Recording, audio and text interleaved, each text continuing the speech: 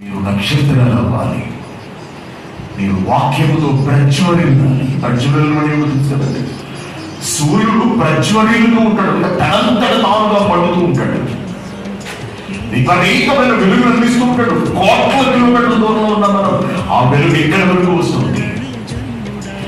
ఎక్కడో ఉన్న మన వెలుగు ఎక్కడెక్కడికో వెళ్ళగలగాలి కనుక మన వాక్యం వెళ్ళాలి, దేవుని గురించిన మాటలు వెళ్ళాలి. అందుకే దేవుడు మనలను క్రైస్తవులుగా మలిచాడండి. అందుకే దేవుడు మనకు వాక్యం ద్వారా పిలిచాడు, అందుకే మనకు వాక్యాన్ని నేర్పించాడు, అందుకే మనకు బాప్తిసం ఇప్పించాడు. ఎందుకు?